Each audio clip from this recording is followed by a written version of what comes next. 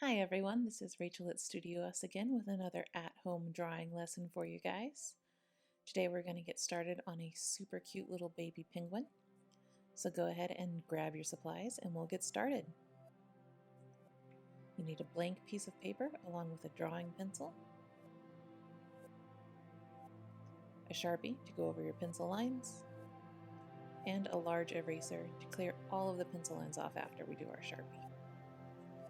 So we'll go ahead and get started. I'm going to find the middle of my page. And I can kind of identify that the top of that oval shape is right in the middle of my page. From there I'm going to look at the negative space on the sides and bottom and dot out my 4 corners. And once I get that in, I can just start sketching in these curves. I know it's a little pointier on the left side and a little more rounded on the right side, so I'm going to bring that out a little farther and wrap it around.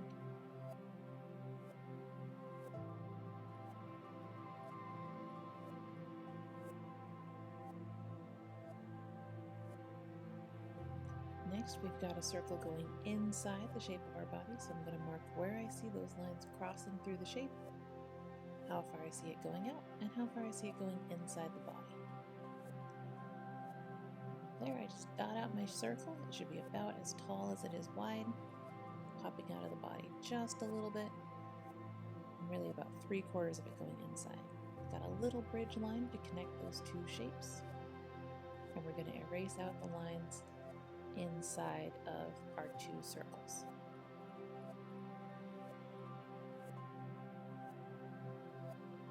Get those all cleared out. Now I've got this long oval shape. It's a little pointed at the bottom, so I'm marking out my 2 sides, how far into the face I see it going, and giving myself a few guides for how high up I see it going. This is a tricky shape. It's not quite centered either. The point at the bottom is off a little bit to the right side. Got another bridge line to straighten out that curve in the neck.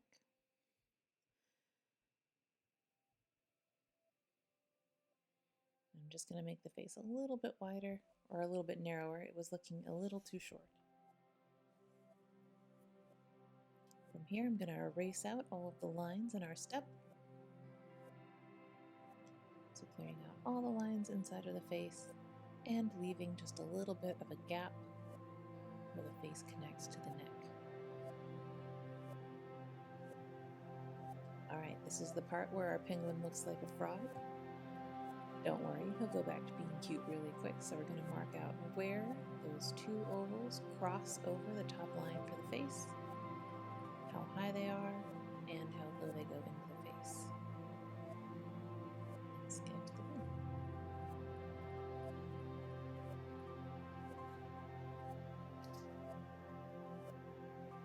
Now the circle on the left is a little more round and a little taller than the one on the right.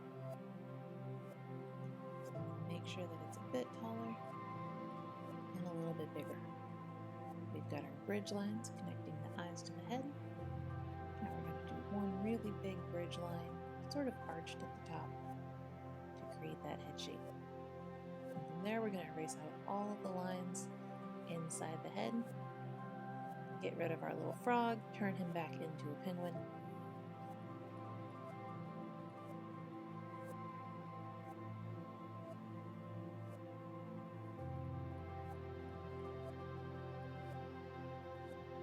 Make sure you do a great job erasing so we don't get confused when we try to do our Sharpie lines later. Touch up any lines that got erased a little bit. Good to go. So we're going to start on this wing. It's sort of like a long, rounded, triangular shape. So it's wider at the top, narrower at the bottom, but all the edges are round. From there, we've got an oval tipping down out of the edge to create the little bend in his flipper, a bridge line to connect them, and a curved line coming up to the face. And we're going to erase the lines inside, leaving a little bit of a line on the side of the fin to make it look like it's connecting to the body. clear out all your lines and touch up any lines that you want to keep after you're done erasing.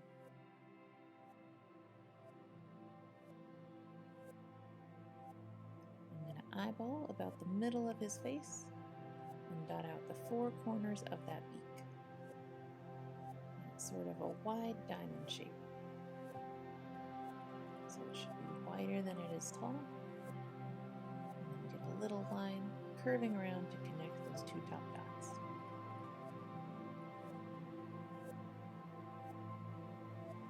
And here we're getting the arches in the face.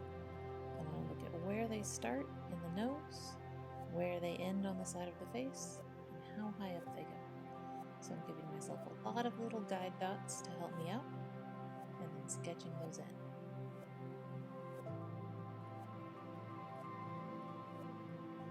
We're adding in our toes, so each foot has 3 long pointy ovals. I'm going to start with the one that looks like it's closest to me, and then sketch my other ovals out. And I watch closely how they overlap and where we should have a toe poking out.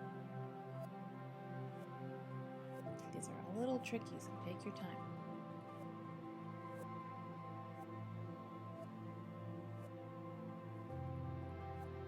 Notice that that toe should be sticking out a little more. And that one should be sticking out a little more. So we're going to bring it out a bit more. Really get that shape in there. And then we can erase where all those lines cross over, so we're just left with the outside shape of the foot. 3 little bumps on each toe. And same for the other foot. Clearing out all the inside lines. So we're left with just 3 bumps on the foot.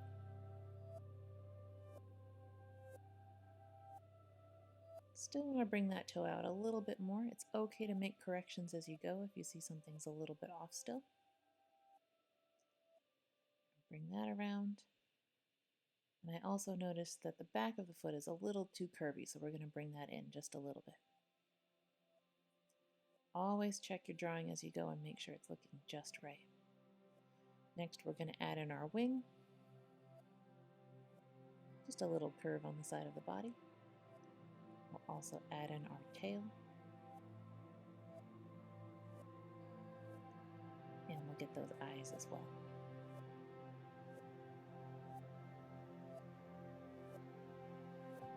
With these, I always like to start with the top line and then bring the bottom line in and around.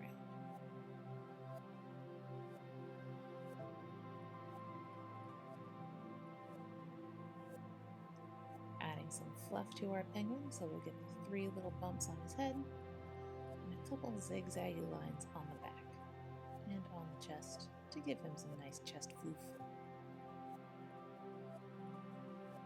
We've got a small erasing step, so we're going to clear out the lines that connect his fluff to his body.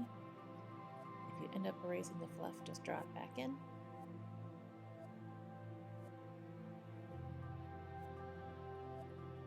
Got our horizon line. It's coming up a little bit above the tail, and I want to track across the penguin and then draw it in on the other side as well.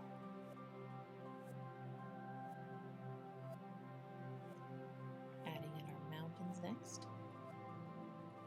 These are just long, flat V shapes. So take it one at a time, get your little V shape in, and look for where they cross over or overlap.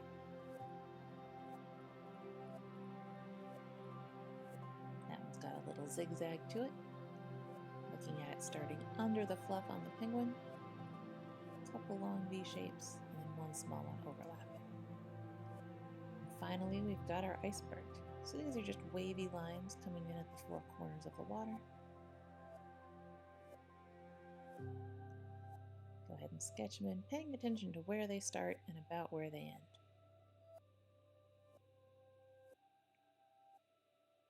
Go ahead and grab your Sharpie marker and go over all your pencil lines very carefully. Always take your time. I always remind my students, you can erase the pencil all you want. Once you do the Sharpie, it's permanent, so we can't erase that. Really take your time, stay right on your pencil lines. And if you find something you want to change, Erase it, change it with your pencil before you do the Sharpie.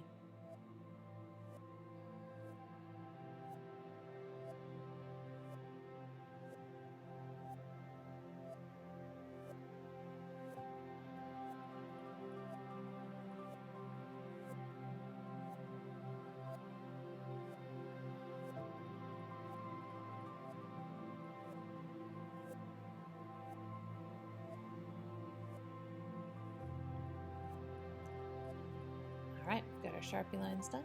Grab your eraser and clear off all the pencil lines underneath that Sharpie so you've got a nice clean paper, and we'll start coloring. We're going to start with a light blue marker. I'm going to mark out the lightest highlights on that iceberg, outline the penguin and anywhere it touches the Sharpie line, and then start filling it in.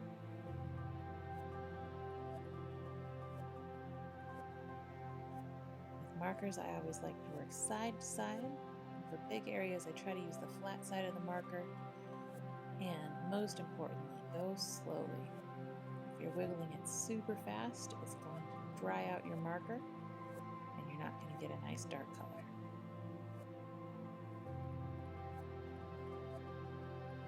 We're going to use that same light blue and draw out the light reflections of the mountains in the water, and then color them in.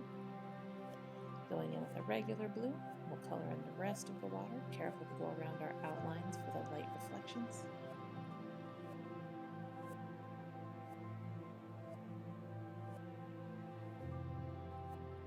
With the rest of the water at the bottom of the page.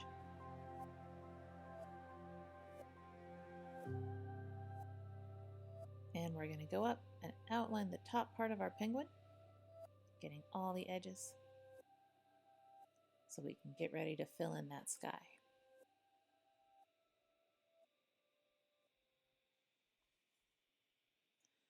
I always like to outline first, especially with marker, because it gives me a really nice buffer around my shape, so that when I'm coloring in a big space, I can run into that buffer instead of trying to stop right on top of a Sharpie line, so I don't go into my subject. So working side to side again, filling in that background.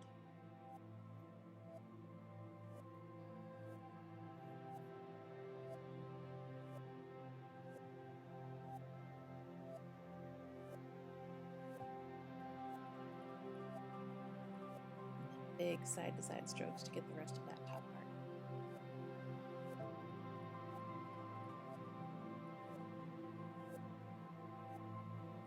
We can take the azure or the darkest blue you've got and get those two shadows coming up underneath the iceberg right on the edge on top of that blue. We're also going to go back in with our regular blue and get the shadows underneath the penguin. A couple little shadows on the edge of the iceberg where they touch the dark shadow.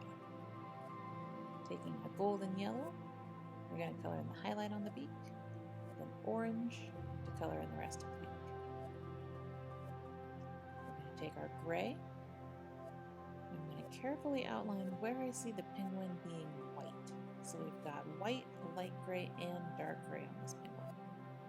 So I'm marking out the white areas and coloring all the other medium or dark gray areas in gray. Go back and build up the dark gray areas on top of this lighter gray. Be really careful to leave out those highlights. So he's got a big white spot on his face, a little white spot on his chest, and a little white spot on his flipper.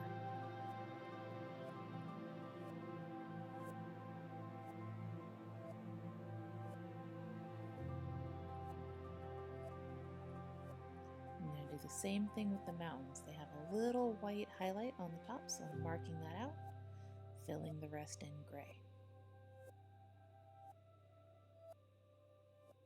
I'm going to take my black, color in the feet, eyes, and head, and give that gray coat a little bit of time to dry.